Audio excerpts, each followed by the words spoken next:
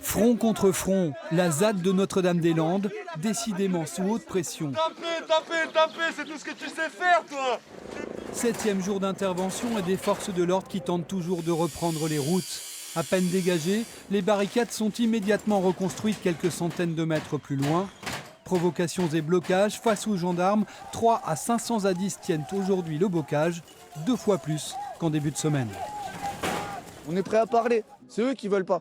Eux, ils disent négocier, mais ils veulent bien, soi-disant, mais ils vont mettre quelqu'un à notre place. Oh, c'est ça que vous appelez négocier? C'est je te tire dessus et après on parle? Bah non.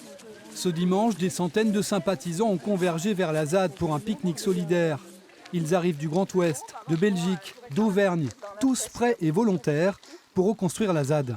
Bien sûr qu'on ira mettre des clous, je sais pas, porter des poutres, des planches, je sais pas, bien sûr, oui. C'est important. Oui, et c'est important. On a amené de la nourriture et des médicaments pour aider, quoi, parce que voilà, on a le plein coffre chargé et justement on se dirige sur un lieu pour déposer des choses. Longtemps, les gendarmes ont bloqué les accès, mais le pique-nique a fini par se faire. Ce dimanche, il y avait des étudiants, des paysans, des familles. On est venu défendre un symbole, le symbole de la vie libre, et qu'on a le droit aussi d'exister en tant que citoyen, et non à la dictature Macron.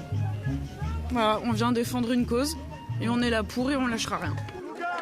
Cet après-midi, les sympathisants de la ZAD ont repris leurs bâtons de pèlerin. Symbole de la lutte, ces bâtons avaient été plantés dans le bocage contre la construction de l'aéroport. Bravo! Aujourd'hui, les marcheurs de la ZAD sont venus les planter dans cette prairie, un lieu de reconstruction symbolique.